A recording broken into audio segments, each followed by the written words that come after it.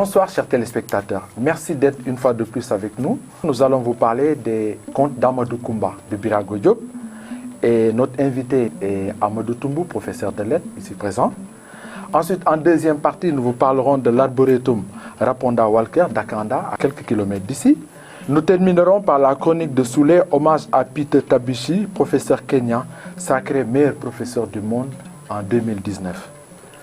Toumbo Amadou, bonsoir. Bonsoir, M. Courant. Merci une fois de plus d'être présent sur notre plateau. Tu étais là au tout début, mais pris par tes engagements. Tu n'as jamais eu le temps, aujourd'hui tu es là. Merci d'être avec nous. Merci à vous de nous convier à cette émission qui donne, on va dire, la parole à la culture, à laquelle on assiste avec beaucoup de plaisir. Mes compagnons, je te les présente, mais tu les connais déjà. Innocent, bonsoir. Bonsoir Paul. Bonsoir Amadou. Bonsoir, Courant. Soulé Agara, Soulé, bonsoir. Bonsoir Paul, bonsoir tout le monde. Bonsoir, M. Soulé. Alors, comme annoncé, nous allons parler de ce recueil de contes, les contes d'Amadou Koumba. Mais avant de rentrer dans le vif du sujet, je voudrais d'abord vous présenter Birago Diop. Birago Diop est poète et écrivain sénégalais, né à Dakar en 1906. Il a été à l'école coranique et à l'école française au Sénégal. Après le baccalauréat, il poursuit ses études supérieures en France, à la faculté de sciences à Toulouse, puis à Paris. Il a participé à la naissance du mouvement de la négritude et se lie d'amitié avec les fondateurs Léopold Sédar Senghor, Césaire, Alioune Diop, Léon Gontran Damas et tous les autres. En 1960, il publie ses poèmes de jeunesse, Leurs et Lueurs. Birago Diop est surtout connu pour ses œuvres à succès.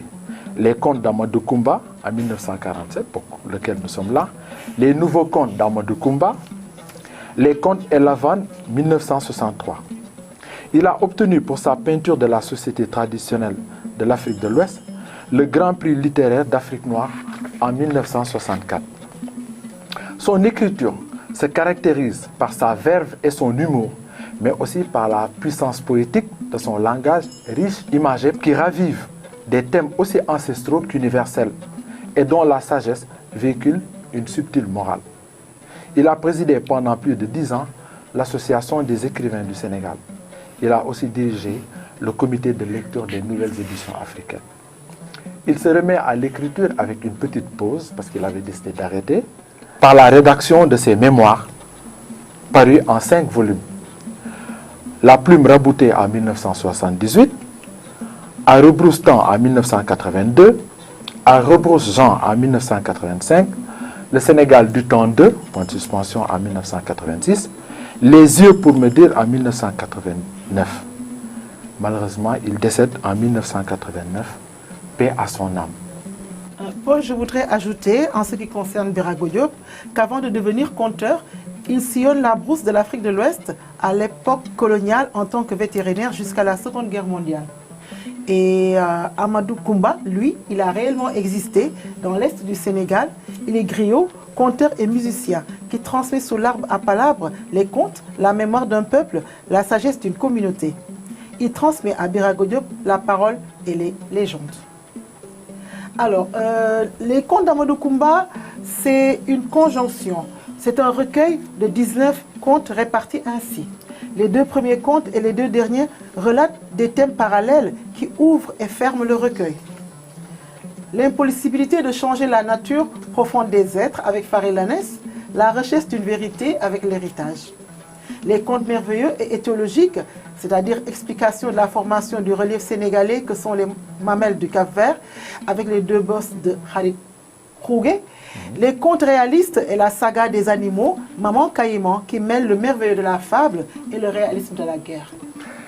Merci Innocente pour ces rajouts très intéressants, n'est-ce pas? Alors, on va revenir à l'œuvre elle-même, les contes d'Amadou Koumba. Toumbo, tout de suite là, quelles figures sont valorisées dans ce recueil? Merci encore. Donc, concernant les figures valorisées dans ce recueil de contes de Birago Diop, moi, par exemple, il me serait très, comment dirais-je, difficile de parler de figures en termes de personnages au sens commun du terme, quoi. C'est beaucoup plus un concept ou des concepts qui sont valorisés. Par exemple, la générosité. Même si, au demeurant, on peut trouver son incarnation à travers le personnage de Kumba, qui est la femme idéale par nature, par sa bonté, sa générosité. Kumba l'a bossu? La bossue dans les mamelles. Ouais. C'est-à-dire qu'elle incarne un petit peu la tempérance, le bonheur, vivre en tenant compte un petit peu des aléas, en acceptant sa nature. Voilà. Donc quelque part, je peux dire qu'elle symbolise un tout petit peu la nature humaine dans ce qu'elle a de plus achevé, on va dire. Donc oui, pour répondre à votre question, je dirais que Kumba, pour moi, symbolise un petit peu la figure de l'être idéal, rêvé, et qui est donc valorisé dans ce recueil de contes. Maintenant, on peut ajouter, quelque part, tout ce qui tourne autour des concepts liés à la nature humaine, au sens positif du terme, puisque vous avez parlé en termes de valorisation de figure. Donc oui, je dirais qu'il y a la générosité, par exemple, qui est évoquée. Mais surtout, et je me répète encore une fois, l'image de Kumba, de par son acceptation de son sort, mais sans pour autant être résigné, c'est-à-dire ça ne l'écrase pas. Elle essaye d'aller de l'avant. Et il ira de l'avant, d'ailleurs, dans le conte. On va voir qu'elle va se débarrasser un petit peu de son fardeau. Exact. Voilà. La résilience face aux difficultés. Donc, la résilience, mais l'acceptation d'abord, quoi, parce que pour aller vers la résilience dont vous parlez, il faut qu'il y ait une cassure complète, quoi. Or, dans le conte, on n'observe pas ce moment de rupture en elle.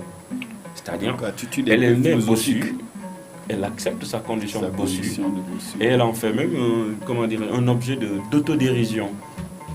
Donc du coup, elle accepte. Donc, la résilience, c'est quand on est obligé de devoir se reconstruire, parce qu'il y a eu une rupture en soi. Alors, c'est pas ce qui se passe avec Kumba, on va dire. Oui, en fait, derrière l'infirmité sur le plan physique, elle incarne des valeurs morales très fortes, très puissantes, qui lui permettent d'avoir un peu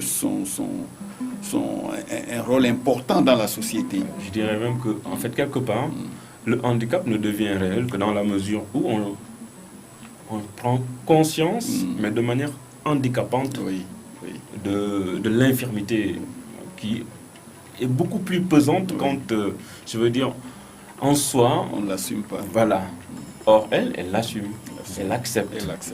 Et comme je disais tout à l'heure, elle en fait même un objet d'autodérision. C'est-à-dire elle se moque d'elle-même. Il y a un passage, je crois, dans le texte où ses camarades enfants, comme vous savez, les enfants peuvent être très méchants, lui disent il va falloir que tu nous prêtes un moment ton bébé. Elle dit, ça m'étonnerait parce qu'elle refuse même de descendre pour téter.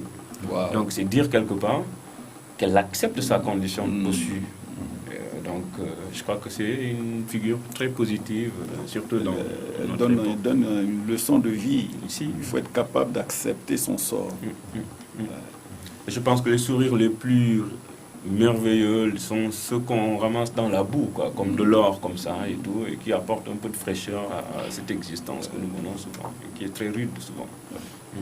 Amadou, est-ce que les contes d'Amadou Kumba ne sont pas tout simplement une façon exhaustive d'expliquer les contes, les proverbes plutôt, les sentences et les maximes? Là aussi, je pense... Parce que quand on regarde un petit peu, ou qu'on relit un petit peu l'introduction de Birago Diop, quelque part il en parle de ces sentences, des apophthegmes qui structurent un petit peu les contes, quoi, parce que les contes tournent toujours autour des sentences qui sont délivrées. Par exemple, c'est la nuit que la nature vit, c'est quand il y a trop à ramasser, ce baiser devient malaisé, etc., qui sont autant de sentences, mais il faut leur trouver un contexte dans le conte pour donner beaucoup plus de saveur, beaucoup plus de, comment dirais-je, de cohérence à ces maximes-là, quoi. Je veux dire, on les rend dynamiques dans le conte. Donc le conte est, comme qui dirait, à travers les personnages, à travers le récit qui est fait, le moment où la maxime trouve, si vous voulez, son explication, sa raison d'être et son incarnation à travers les différents personnages. Parce que sur la quatrième de couverture, qu'est-ce que l'on voit? On voit une suite de proverbes. Alors c'est le proverbe qu'il est magnifié à l'intérieur de l'œuvre par rapport au conte et au texte en général. Oui. Qui parle de proverbe, parle de sagesse, de sagesse africaine, de tradition orale. Dans quelle mesure, Amadou, peut-on dire que Birago Diop est le gardien d'une mémoire ancestrale? Ouais, là aussi, bon, on va dire gardien dans la mesure où c'est un transcripteur, c'est-à-dire on part de l'oral vers l'écrit. Donc c'est une métamorphose, si j'ose dire, de l'oral qui est fixée est en soi une forme de conservation de la mémoire ancestrale, de la mémoire collective partant. Donc oui, quelque part, on peut le présenter comme un gardien de la tradition ou bien un gardien de la mémoire ancestrale, si on veut, du fait de cette transcription-là. Oui, dans cette mesure, oui, on peut le dire. Maintenant, après, est-ce que ça se résume simplement à traduire un conte pour devenir un gardien, ou bien est-ce qu'il faut un prolongement, je veux dire, est-ce qu'il faut être quelqu'un qui vit ces contes-là, mais je pense que l'image même de la collecte de ces contes et cette volonté de ne pas les laisser s'évaporer comme on a tendance à clore le conte dans le milieu sénégalais en disant ainsi prend fin le conte qui s'évapore dans l'océan ou quelque chose comme ça, je crois. Donc, je veux dire, c'est une volonté de conserver l'oral à travers l'écrit. Dans cette mesure-là, on peut dire qu'il y a une dimension de gardien de la mémoire. D'ailleurs, on sent que la magie s'est opérée dans la mesure où il a su d'ailleurs faire une transcription. Comme l'a dit Innocent tout à l'heure, nous qui parlons Wolof et qui comprenons le français, on voit la traduction qu'il fait qui est à la limite de l'exactitude. Hein. C'est quasiment la perfection. Il réussit au niveau de la traduction. Innocent parlait, on sent les émotions, on vit. Ah oui. On vit ce conte. Voilà une qualité qu'on doit lui... Moi, je ne connaissais pas tous les contes. Mais quand je lis les contes que j'apprends, que je lis pour la première fois avec ce recueil, j'ai les émotions, les mêmes que j'entends le conte dire en Wolof. Quand j'entends le conte raconté, plutôt dit en Wolof. Les mêmes émotions. Alors, c'est à la perfection. On sent que c'est quelqu'un qui maîtrise parfaitement et le Wolof et le français pour être capable de transcrire les sensations d'une langue à une autre. Ah oui, et il faut le féliciter parce que quelque part, on a souvent l'impression que traduire, c'est tordre et donc déformer. Or là, on est frappé par la capacité de Birago Diop à restituer jusqu'à la charge émotionnelle des représentations. Contrairement à ce qu'on dit habituellement, qu'il n'a pas trahi. Il n'a pas trahi. Et surtout, quelque chose d'exceptionnel, l'humour, c'est très culturel. Mais l'humour est resté intact. Il a su faire rire en français par rapport à une histoire qui existe en Wolof. Wow. Toujours pour continuer dans le même sillage, puisque vous parlez de tradition ancestrale, de mémoire ancestrale, en quoi justement les contes d'Amadou Koumba constituent-ils une illustration du mouvement de la négritude? Là, je pense, comme vous avez déjà plus ou moins anticipé sur le lien quelque part par rapport à la représentation de l'univers nègre. Donc, c'est une illustration de la culture africaine. Parce que, comme vous le savez, les contes, au-delà de la dimension ludique, didactique, etc., ont un ancrage culturel, un ancrage même du terroir. Donc, il ne s'agit pas simplement de faire rêver, on va dire, les enfants, mais c'est également les initier à leur culture. C'est également les imprégner des valeurs de leur société. Donc, derrière le conte, il y a toute une dimension de construction de l'enfant à travers les leçons, à travers la culture, à travers la civilisation qui émaille certains contes que nous avons. Par exemple, quand vous prenez un jugement, le processus du divorce, qu'il ne faut pas prendre à la légère. Donc, l'importance de la parole, et tous ces aspects-là, je veux dire, sont... Et puis, il y a également le raffinement de la culture africaine. Je veux dire, quand le personnage rejoint sa famille et qu'elle est courtisée à nouveau. Je parle de raffinement par rapport à la présence des griots, la nuit, le joueur j'allais dire de guitare, mais de khalam, comme on dit. Hein. Et il y a toute cette espèce d'atmosphère romantique qui fait qu'il y a un raffinement dans les rapports entre les individus, quoi, on va dire. Donc ça nous plonge dans une culture qui n'est pas, je veux dire, celle que l'Occident, surtout par rapport au contexte de la colonisation, a voulu véhiculer, quoi. Donc c'était une manière également de faire comprendre à l'Occident que nous étions porteurs d'une culture admirable et qui méritait d'être connue. Voilà. Donc quelque part, oui. Alors, une question d'intertextualité. Certes, il est fortement ancré dans la culture africaine, mais certains contes dans le recueil, l'analyse qu'on fait de ces contes nous permet de faire des rapprochements avec des contes, avec des fables, les fables de La Fontaine. Les questions portant sur la mauvaise compagnie, là, ça fait penser un peu au renard et la cigogne. Comment expliquer ce rapprochement thématique? Parce que, comme vous avez sans doute pu le remarquer, je pense quand on parle des mauvaises compagnies, on est un petit peu dans la nature humaine, quoi. Or, l'humain, qu'il soit au nord, au sud, l'est ou ouest, on retrouve les mêmes défauts. Je veux dire, l'avarice, pour le cas d'exemple que vous prenez, par exemple, cigogne et le renard et la cigogne, qui renvoie à crabe et le crabe et botte, je crois. Botte, voilà.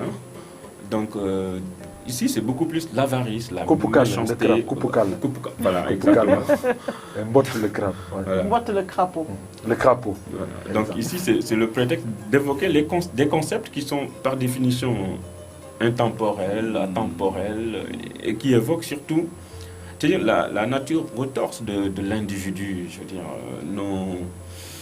notre roublardise, notre méchanceté souvent gratuite, ce côté un peu mesquin, la jalousie, l'envie, qui sont consubstantiels à toute société, quoi, humaine. C'est-à-dire, dès qu'on parle de l'humain, il faut s'attendre souvent à être en présence de ce genre de manifestation de l'individu dans ce qu'il peut avoir de plus détestable, si on peut dire. Donc, on peut être d'accord, Tombou, qu'on ne peut pas imaginer que Birago Diop a été influencé par La Fontaine ou qui que ce soit. S'il y a influence, je pense que l'influence est plus ou moins généralisée, quoi, parce que les contes existent, ou ont existé évidemment bien avant Birago Diop, bien avant La Fontaine. Oui. Mais le lien entre ces différents contes, comme le relevait Orantin tout à l'heure, M. Souley, et comme des connaisseurs comme Vladimir Prop ont eu à le faire, montre simplement qu'il y a c'est-à-dire que le conte s'intéresse à l'être humain. Or, il est universel, celui-là. Et il a des comportements qu'on retrouve un peu plus, un peu moins, mais partout on retrouve les mêmes comportements. C'est-à-dire, il est méchant, un peu plus méchant, un peu moins méchant, il est bon, dans les mêmes envergures. Donc, ce qui veut dire que dès que vous parlez de l'être humain, vous parlez de tout le monde, en fait. Donc, que ce soit pris en compte par un conte, derrière des animaux. Les concepts sont les mêmes. On retrouve toujours les mêmes concepts. Parce que ce qui nous intéresse, c'est l'être humain. Donc, quand je vous parle de moi, je vous parle de vous. Comme disait... Maintenant, Maintenant, peut-on affirmer que les contes d'Amadou Koumba sont naturellement écologistes dans la mesure où, grâce à l'animalisation des caractères humains, on peut dire qu'il y a un certain respect vis-à-vis des autres membres de la création? Moi, je dirais même plus, si je puis dire, que ce caractère lié à une sensibilité à la nature, à l'environnement, reste, comment dirais-je, quelque chose de particulièrement africain, j'allais dire. C'est-à-dire parce que on est très proche de la nature. par rapport à nos cultures primitives, disons nos croyances, notre civilisation. Je veux dire, on ne se dissocie pas de la nature. Donc, protéger la nature, c'est quelque part se protéger soi-même. Donc, dans les contes, le fait de référer à des animaux, ce qu'on partage avec d'autres cultures, c'est-à-dire, parce que les animaux sont également des êtres avec qui nous cohabitons.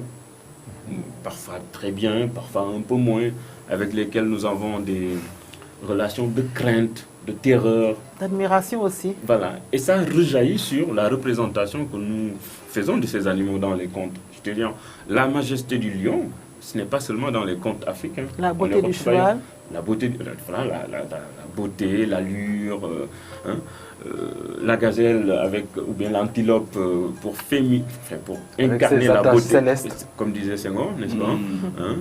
Donc, quelque part également, renvoie à, je veux dire, c'est notre imaginaire quoi, par rapport à la nature qui nous rattrape. Quoi. Et donc, dans les contes également, les animaux qu'on déteste ou bien qui ont une relation dévastatrice avec notre univers, comme la hyène, le serpent, les criquets. Voilà. Donc, on leur donne le mauvais rôle dans. Maintenant, pour revenir à la question, est-ce qu'il y a une dimension écologiste? Oui, quelque part, parce que on ne peut pas se penser dans la nature sans souci de la protéger. Donc, quelque part, dans les contes, on peut voir des traces de désir de préserver la nature. Quoi, exact. Alors, on sait également que le public visé par les contes, c'est un public très vaste, très grand, de 7 à 77 ans, on est concerné par les contes. Exact. Quels sont tes contes préférés dans ce recueil et pourquoi? Donc moi, d'abord revenir même sur ce que vous avez dit, quoi, le public, dire que c'est de 7 à 60, il n'y a rien de plus vrai. Ouais. Parce que, je veux dire, dans un premier temps, on pense que c'est l'enfant qui est principalement concerné. C'est peut-être une erreur que de le penser ainsi, quoi. Parce que c'est vrai que l'enfant est souvent cible première, etc. et tout. Mais le conte traverse les âges, comme vous l'avez si bien exprimé là. Donc ça concerne aussi bien l'enfant de 7 ans que le vieux de 77 ans ou plus, parce que ça parle à tout le monde.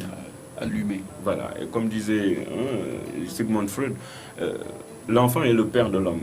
Donc l'enfant qui écoute les contes, c'est celui qu'on prépare à assumer son rôle dans la société. Donc ce qu'il entend petit, c'est ce qui le définira par la suite quand il sera grand. Donc pour revenir concrètement à votre question, moi j'ai beaucoup été touché par le conte Un jugement par rapport au raffinement dont je parlais tout à l'heure, par rapport au fait également que ça montre quelque part malheureusement une certaine rigidité de l'homme au sens masculin du terme, par rapport à sa présence dans le foyer et à des occupations déjà féminisées, fortement féminisées, quoi. Donc la femme, c'est elle qui doit, tout ce qui est tâches ménagères, s'en occuper. Ça, par exemple, ça m'a beaucoup marqué, on va dire, quoi. Et quand il regrette le départ de son épouse... Pour l'avoir répudié, dit-il par erreur, ou bien du tout. Mais en tout cas, il refuse de l'avoir répudié, même si par la suite il essaie de se rattraper, et il l'a dit. Mais je veux dire, dans ses regrets, on voit très bien le fait que même sa masculinité commençait à souffrir du fait de s'occuper de tâches qui étaient féminines à la base. Réservées à la femme. Exactement. Donc du coup, ça remettait en cause le mal qu'il incarnait. C'est peut-être aussi dans ce conte l'occasion de magnifier les vertus, les qualités de la famille. Hein? La famille est essentielle dans la vie de l'homme. De la famille, de la femme, qui est peut-être le socle de cette famille. La femme. Qu'est-ce qu'on peut dire? La femme est le socle, oui. Voilà, qu'est-ce qu'on peut dire là-dessus, justement? Par rapport à place de la femme, rôle de la femme dans ce conte, dans ce recueil de... Ouais, parce que, par exemple, dans Un jugement, c'est elle littéralement le personnage, on va dire, principal, hein, parce que c'est à travers elle que le récit se construit. Quand vous prenez les mamelles également, c'est elle le personnage, on va dire, qui incarne ce qu'il y a de plus positif dans le conte. Donc c'est une place importante que la femme occupe dans dans les contes d'Amadou Koumba, et partant on peut supposer dans la société africaine, enfin particulièrement la société sénégalaise, quoi. J'ai envie de poser la même question à Innocent et à Soulé. Innocent, quel est ton conte préféré? Je ne dirais pas quels sont tes contes préférés, quel est ton conte préféré? Je poserai la même question également à Soulé. Mon conte préféré, c'est Les Mamelles, parce que je suis née à Dakar et j'ai eu à apprendre à l'école dans les cours de géographie. Les Mamelles, 105 mecs dominant le Cap-Vert. Oui. Et justement, si aujourd'hui je relis encore une énième fois ce conte, c'est parce que j'ai été marquée par le mythe, n'est-ce pas, le mythe qui nous est proposé dans ce conte pour justifier l'existence de ces deux collines qui aujourd'hui sont ornées de la statue de la Renaissance. Je pense qu'on ne peut pas ne pas être marqué par ces collines-là quand on a grandi à Dakar. Sur les mamelles aussi. Mais les mamelles, exactement. Les mamelles pour le conte, pour le même ou pour l'étymologie. Sans faire allusion, ça dit que là, parce que moi je vois là l'écriture, c'est un peu le sommet de son art dans les mamelles.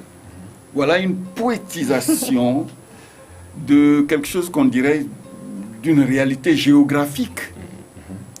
Et on se demande à un moment, mais c'est un conte, c'est de la poésie, qu'est-ce que c'est? Vous voyez, là, il est vraiment, on voit l'art du grand écrivain, quoi. Même que dans l'introduction, je pense, il fait référence à une dame, Violette, je crois, qui l'accompagne. Et qui est déçue par l'envergure des mamelles. C'est trop petit, à quelque chose de plus grand. Plus majestueux. Et puis les mamelles, ce conte-là, il a été porté sur les planches et il a été joué. Théâtralisé. Oui, théâtralisé, on voit comment... et surtout, c'était comme une comédie musicale, là où, quand les djinns dansaient, et c'était vraiment des scènes où il y avait vraiment l'explosion par rapport à la danse. Ouais. Tu parles de poésie, moi je parle de musique, je parle de danse. Toutes ces expressions artistiques en même temps à l'intérieur d'un seul conte. Dans les mamelles, c'est le grand art. C'est le grand art. On le lit, on le relit. Moi, je dis, mais comment il a fait? Comment il fait? C'est la magie, quoi, de l'écriture. Pourquoi Tombouctou n'a pas été marqué par oh si, il a certainement été marqué. Les mamelles. Bon, disons que moi, c'est beaucoup plus... les mamelles, c'est vrai, je ne suis pas resté insensible, on va dire, quoi. Mais je veux dire, quand même, un jugement, c'est parce que pour moi, ça résume un petit peu pas mal dans la compréhension qu'on peut avoir de la société sénégalaise, des liens qu'on peut avoir avec les beaux-parents, la relation, par exemple, à la dot, quand elle doit être rendue ou pas, dans quelles circonstances, la répudiation, la liberté même de la femme. Parce que quand elle revient avec la conviction qu'elle n'est plus attachée à son mari, elle joue à la petite princesse. D'ailleurs, il y a un conte, il y a une sentence où il est dit, quand on voyage avec son aîné et sa cadette, on fait le plus beau des voyages. Il y a un autre, je ne sais pas, qu'est-ce qu'on dira, sentence, proverbe, maxime, mais et ça, je l'ai toujours gardé à la première lecture, je l'ai gardé. On ne connaît l'utilité des fesses quand il faut s'asseoir. Que quand il vient le moment de s'asseoir. Justement, c'est maintenant qu'il connaît l'utilité de son épouse, parce qu'elle n'est plus là. Bon, en fait, la métaphore n'est pas très élégante, mais c'est la triste vérité. Et surtout l'importance de ne pas trop vite aller en besogne, quoi. C'est-à-dire de ne pas prendre des choses avec légèreté. Sur un coup de sang. Exactement. Quand on est trop habitué aux gens, on a l'impression de prendre de la distance par rapport à leur importance, leur valeur, quoi, je veux dire.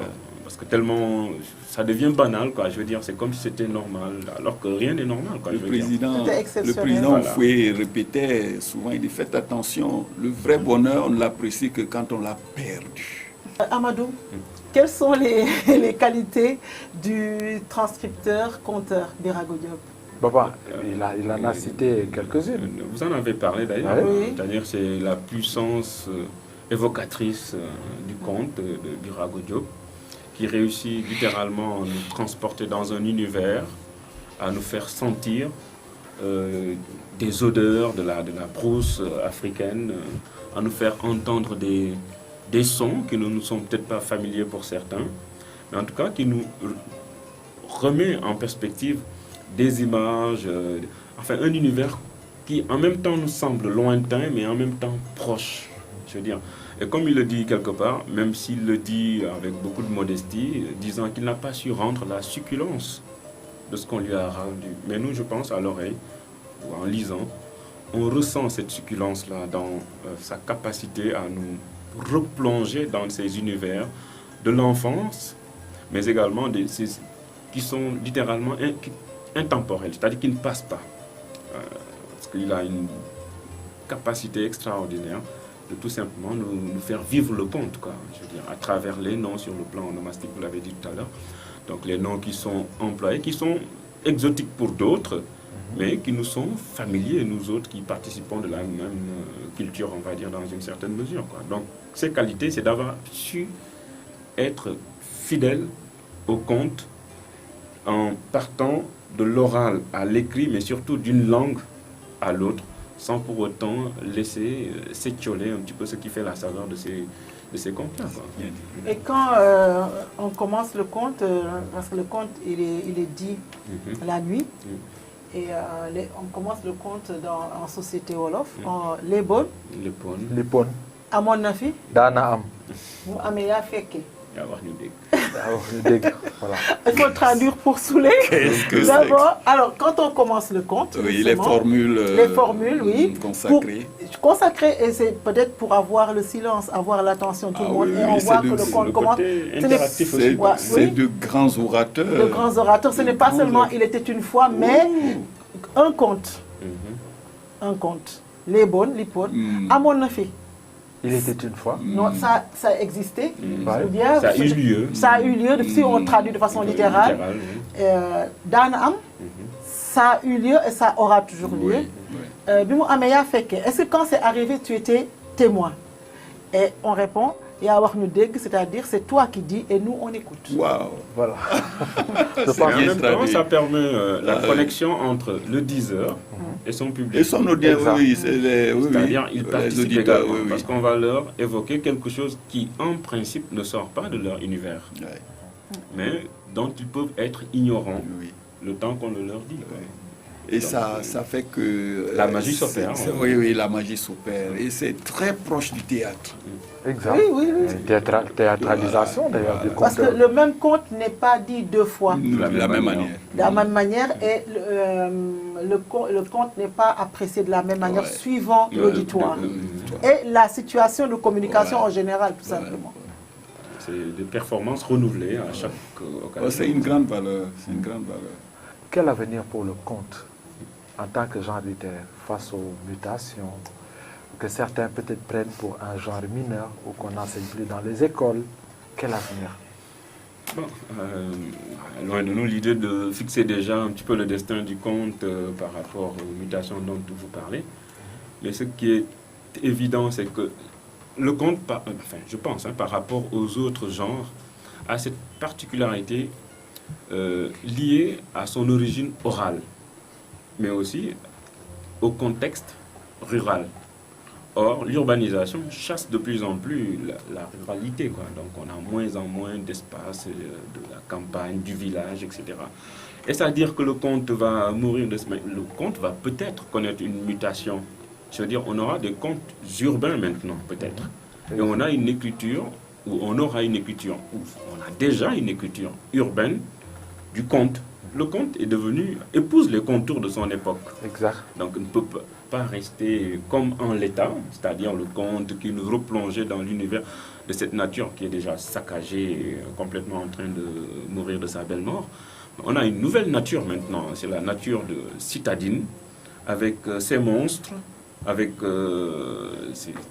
ses personnages, avec son univers à lui, c'est-à-dire qui est beaucoup plus marqué par la destruction. Et d'ailleurs, quand vous regardez la plupart des romans qui comment dirais-je, sont émaillés par le conte, on se rend compte que quand on évoque le conte dans le milieu urbain, ce n'est pas loin de l'annonce de l'apocalypse, quoi, je veux dire.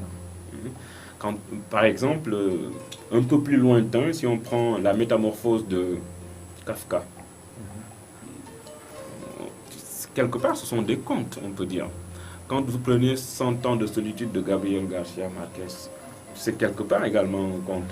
Quand vous prenez la chanson de Salomon, je crois, il est décédé il n'y a pas longtemps, là, Toni Morrison, c'est égal. On a un univers du fantastique qui est là, mais qui prend, même Beloved, son roman, il y a toujours une dimension du fantastique qui est là, qui nous relie un petit peu au conte, et qui montre que nous sommes dans un univers où il y a encore du conte. Mais peut-être qu'on n'ose pas toujours de dire conte, du fait de son côté peut-être puéril qui s'attache au mot conte. Mais le conte, Mais Amadou, on voit par rapport à cette culture urbaine qui redéfinit le conte, nous avons aussi d'autres supports artistiques. Moi, je vois très bien que ce qu'on appelle au cinéma,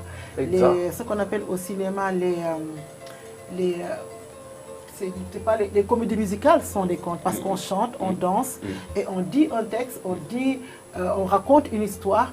Il y a aussi ce qu'on appelle les comédies romantiques. Dans les comédies romantiques, c'est toujours un conte, c'est toujours très beau. Les personnages sont à aimer, sont à apprécier. Après, il y a des difficultés, il y a toujours les adjuvants, il y a les opposants. Et puis au final, c'est la vérité qui triomphe, c'est le beau qui triomphe. Il y a toujours une fin heureuse. Je pense que ce genre cinématographique est aussi un conte. Moi, je pensais même, puisque vous parlez de l'audiovisuel comme relais du conte, par exemple, c'est dommage on a eu, peut-être qu'on commence à avoir un petit peu une adaptation, un dessin animé de nos contes, quoi, qui n'ont rien à envier. Par exemple, Harry Potter, tout conte fait, c'est du conte. Les super-héros avec les Marvel, avec les DC, c'est ça qu'on dit, mais c'est toujours des contes, comme on disait tout à l'heure, qui trouvent leur existence, ou du moins qui se déploient dans l'univers urbain. Oui. Voilà. Donc, comme il le dit si bien, les mutations sociales ne vont pas provoquer la fin de cette valeur culturelle. Les contes peuvent s'adapter aux nouveaux supports médiatiques, même pourquoi pas au niveau des réseaux, on peut trouver des formules pour le conte. D'ailleurs, ce n'est que la première partie de l'émission sur les contes. On reviendra sur les nouveaux contes d'Amadou Koumba. Chers téléspectateurs, c'est juste une transition pour passer à la deuxième partie de notre émission, à savoir l'arboretum Raponda Walker de Libreville, ici au Gabon. Alors, cet arboretum Raponda Walker, aux portes de Libreville, sur la route du Cap Esserias, est une aire protégée qui fait partie d'une forêt aujourd'hui presque disparue, la forêt de la Monda. L'endroit, l'espace, doit son nom à Monseigneur Raponda Walker, prêtre et présenté comme le premier naturaliste gabonais, 1871-1968. C'est un endroit, cette aire-là, qui se visite tout seul, ou de préférence avec les éco-gardes de l'ANPN, Agence nationale des parcs nationaux, qui gère justement cette forêt. Alors, on y rencontre toutes les essences du Gabon, Odika, Ozigo, Okume, Azobe, Niové, appelé arbre à bétadine, Soro, arbre à sang, Okala, Alep, etc. Il y en a tellement. Et justement, cet endroit est placé à 20 minutes de voiture de Libreville. On y voit une biodiversité surprenante, étonnante, qui est un microcosme de la forêt gabonaise. D'ailleurs, dès les premiers pas dans cet espace-là, on oublie la civilisation urbaine, car les bruits de la forêt couvrent tout et que le temps est suspendu. C'est vous, visiteurs, qui prenez maintenant le temps. Et il y a 2 circuits d'ailleurs, un circuit de 1 km et un autre de 4 km 3, avec rivière à traverser, végétation luxuriante, des arbres géants, vertigineux. Bref, vous avez l'impression d'être un Indiana Jones gabonais à quelques kilomètres de Libreville. Donc un endroit qu'il faut visiter. Quel intérêt, ou quels intérêts, Innocent ou Toumbo, à avoir ce genre d'espace? Ouais, je pense que c'est un poumon vert, comme on dit. Ça permet de rompre un petit peu avec la tribulation liée au stress, à la vie super active que l'on mène de plus en plus dans les villes. Donc ça me donne un moment de pause, de respiration, de reconnexion avec la nature et littéralement de jouvence, quoi, dans la mesure où dans la ville on est agressé par le bruit, par les odeurs, par la pollution, par donc un week-end s'échapper un petit peu, sortir de... Et c'est dommage quand même que ce soit pas un endroit, en fait, je veux dire, peut-être moi je parle en ce qui me concerne, que je découvre grâce à ce que vous venez d'en dire là et tout. Et je trouve que si le public était beaucoup plus averti de l'existence et du moyen d'y aller, ce serait beaucoup plus intéressant, quoi. C'est notre objectif, Voilà, c'est notre objectif, faire découvrir cet endroit-là. Voilà, parce que les villes partout sont les mêmes, quoi. Donc la particularité, c'est quand on a la possibilité en 5, 10, 20 minutes de littéralement rompre avec le cadre hebdomadaire pour oublier un petit peu tout ça. C'est plus beau que Central Park, là. Mais je dis c'est dommage. C'est vrai. Bien sûr. Parce que moi, j'ai eu la chance plusieurs fois d'y passer la journée. C'est intéressant d'y aller très tôt pour profiter de tout ce qui est bien, tous les bienfaits de cet endroit et de rester jusqu'au soir, jusqu'au crépuscule. Les gardes forestiers, ils sont très, très, très proches des visiteurs. Ils adorent expliquer, surtout quand on est accompagné d'enfants. Ils se mettent presque à genoux pour se mettre au même niveau que les enfants, pour leur expliquer tout ce qu'ils voient. Et en même temps qu'ils montrent les particularités de cette forêt, ils donnent des enseignements aux enfants pour leur montrer que ce sont des espaces à respecter. On ne doit pas arracher une feuille, on ne doit même pas gratter de la résine de l'okoumé, qui est un encens extraordinaire, mais ils disent aux enfants de ne pas y toucher. Et justement, ils accompagnent les enfants à apprécier, à respecter tout ce qui... Et puis à aimer. Ils donnent des sensations qui font que les enfants ne vont pas oublier ce qu'ils voient. La rivière qui coule, avec le bruit de la rivière, les odeurs de l'humus, c'est-à-dire ces feuilles qui tombent dans l'eau et qui pourrissent un peu, qui donnent un parfum âcre, mais pas désagréable du tout en même temps. Et puis on peut pique-niquer à un endroit où on peut pique-niquer, passer un bon moment de déjeuner avant de reprendre la route et de parcourir cet endroit merveilleux. Et ce qui est intéressant, c'est que c'est pas loin de Libreville, mais ça aurait été encore mieux que cet endroit, qu'il n'y ait jamais de cité, qu'il n'y ait jamais de maison à proximité. Moi, je voudrais même qu'on étende davantage la surface qui est dévolue à Raponda Walker, parce que je pense que c'est dans les villes, et quelquefois, le problème, ce qui m'inquiète, c'est que je connais des villes où il y avait des espaces à proximité, on parlait de poumons. Aujourd'hui, c'est les autoroutes à péage qui les transforment, qui les traversent. Et ces autoroutes à péage-là, ce sont des entreprises pour enrichir des personnes qui ont investi. Ce qui veut dire que l'écologie et la santé des populations n'a plus d'importance. Après, l'autoroute passe, on jette des canettes à travers les fenêtres et tout ce qu'on avait investi pour que ce soit un endroit qui va permettre à la ville de respirer, tout... se détériore et sous la chance d'avoir de petits espaces comme ça, de petits paradis. Et pourtant, quand moi j'ai été, j'ai constaté qu'il y avait beaucoup plus d'Occidentaux que de Gabonais, que d'autres nationalités. C'est vrai. Est-ce qu'on peut expliquer ça? Oui, je pense que c'est une question de culture. C'est que l'Africain, naturellement, est très proche de la nature. Naturellement. Et ouais. Et les sociétés occidentales très éloignées de cette nature. Pas toujours, Soulé. Bon, pas toujours, mais Moi, en je tout cas, pense pas, hein. la civilisation, Dans les espaces sauvages comme ça. la civilisation occidentale, Mais par définition, c'est de s'éloigner de la nature.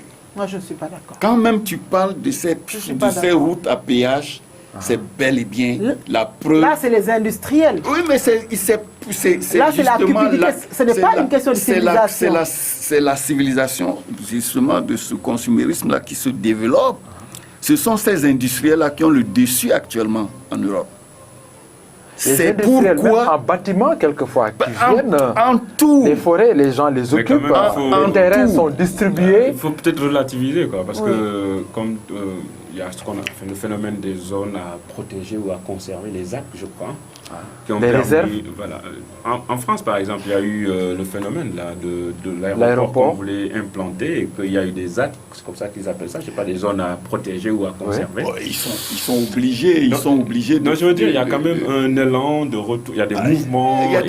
Il y a des mouvements de retour, donc, mais là, les Européens, moi, mais ici, je pense que c'est beaucoup plus un problème. Je me permets de le dire, hein, c'est finance, de la d'argent. décadence. Parce que d'accessibilité, quoi. C'est pas la tout le monde qui décadence. peut... Et la nature, effectivement, est généreuse.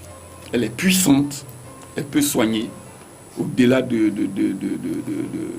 la cure de jouvence, là, ça peut... Quand on aime la nature, elle nous la rend. Elle est très généreuse, elle est très vivifiante. Il faut fréquenter ces lieux-là, il faut faire la promotion, il faut multiplier ces genres d'espaces, ces espaces que je peux considérer un peu comme des oasis dans le monde qui est... Les industriels ont fait mes bas sur tout. Et c'est les premiers ennemis, c'est les premiers prédateurs, à la limite même, hein, qui nous causent trop de problèmes. Hein. Tous ces problèmes d'écologie, ces problèmes environnementaux, mais c'est bien les industriels. Je vais couper court pour qu'Innocent ne revienne pas sur ce débat. Non, je ne reviendrai pas là-dessus. Voilà, t'inquiète parce que je ne reviens pas là-dessus. Ce n'est pas l'ordre du jour. Oui. On aura l'occasion de revenir là-dessus, hein, dans d'autres espaces peut-être qui sont justement envahis. On pourrait parler de l'Amazonie, il y a tellement de choses. Hein, ils sont partout envahis, en train de vouloir tout saccager. Oui, avec à la tête certains chefs d'État, Bolsonaro. Bon, je vais taire son nom pour ne pas lui faire de la publicité, parce que voilà. Très bien, chers téléspectateurs, je pense que vous avez senti l'intérêt qu'il y a à visiter cet endroit, à le préserver, à le faire découvrir par les enfants, par les adultes, par nous tous. Étrangers, expatriés, gabonais, nationaux, mais tout le monde, quoi. C'est un endroit qu'il faut aller visiter et même pique-niquer en respectant quand même la nature. Et en repartant avec ses déchets. En repartant, bien sûr, avec ses déchets, donc zéro déchet. On va terminer, chers téléspectateurs, par la dernière partie, n'est-ce pas, de notre émission, la chronique de Soulé. Soulé qui a décidé de rendre hommage à Peter Tabichi, professeur kényan, sacré meilleur professeur du monde en 2019. Soulé, nous t'écoutons. Voilà, je vous invite également à vous joindre, à vous associer à cet hommage-là, parce que Peter Tabichi... à devenir même des professeurs, les meilleurs professeurs du monde. Ceux qui, à ce jour, sont encore actifs. Il nous a battus. Hein. Il a fait plus que nous tous là sur le plateau. Hein. Il a 4 profs, mais là, Peter Tabichi, avec ses 36 ans, a mérité le grand prix, le prix du meilleur professeur de l'année. Et ce prix lui a été décerné le 25 mars dernier pour son dévouement. Peter Tabichi consacre 80% de son salaire mensuel pour venir à l'aide aux démunis, aux pauvres. 80% salaire mensuel. Et je vois, là, il faut le saluer. Et c'est un exemple. il donne une leçon de vie à tout le monde. Parce que en fait, tous les problèmes, tous nos problèmes, moi je me permets de le résumer, ont leur solution dans la fraternité universelle. Exact. Tous nos problèmes ont leur... Il suffit que... On faisait tout à l'heure allusion à la cupidité des industriels. C'est des gens qui ignorent cette valeur-là. Mais Peter Tabichi nous donne une leçon de vie. Quand il reçoit le prix, c'est un personnage très honnête. C'est quoi déjà la dénomination du prix? Le prix du meilleur professeur de l'année, du monde, le meilleur professeur du monde. Meilleur professeur du monde. Il est professeur de mathématiques et de sciences physiques. Il a 36 ans. Il enseigne dans une zone reculée, un village au Kenya. Il a donc reçu ce prix qui est offert par la Fondation Varkey. La Fondation Varkey, c'est des Indiens installés dans les Émirats depuis longtemps et qui ont eux-mêmes créé des écoles qui étaient destinées aux enfants bourgeois, etc. Mais ils n'ont pas fait dans le mercantilisme. Ils ont mis cette fois-ci. Oui, cette fois-ci, parce qu'ils ont compris le métier de l'enseignant, c'est un grand métier. Parce que les Indiens, par moment... Bon, non, là, il y a quand même... beaucoup de soucis de ce côté-là. Là, il faut les saluer également, parce que... Oui, on les salue. Quand il faudra dire autre chose, on dira, mais là, on les salue. C'est une marque de reconnaissance de la valeur de l'enseignant. Ils ont utilisé des enseignants, mais c'est à leur tour maintenant de dire merci aux enseignants. Souley, je vais t'interrompre un peu, parce que j'ai l'impression que Innocente semble un peu modérée. Peut-être qu'elle n'est peut-être pas d'accord sur les critères d'attribution de ce prix-là. Non, je suis d'accord sur les critères d'attribution de ce prix. C'est comme si je voulais lui enlever le mérite d'avoir... Non, je n'ai pas le droit. D'accord. Je ne me donne pas ce droit-là, d'accord, mais on ne peut que le féliciter et l'encourager, être content, au moins qu'on ait de la reconnaissance pour la fonction enseignante, dans la mesure où nous savons que notre métier, il est très ingrat. Il est ingrat, c'est un beau métier, mais ce n'est pas toujours un bon métier. D'accord? Alors, ce qui fait que quand on dit du bien des enseignants, mais c'est d'un enseignant, tous les enseignants doivent se réjouir. Nous sommes solidaires. Nous sommes solidaires de ce prix, nous sommes fiers de ce prix, et nous sommes fiers de lui. $1 million. $1 million. $1 million qu'il va, si c'est quelqu'un qui donne 80% de ses revenus aux nécessiteux, en commençant par ses élèves, je pense que le $1 million, il ira aux autres. On comprend aisément que c'est quelqu'un qui a tourné le dos aux richesses matérielles, terrestres.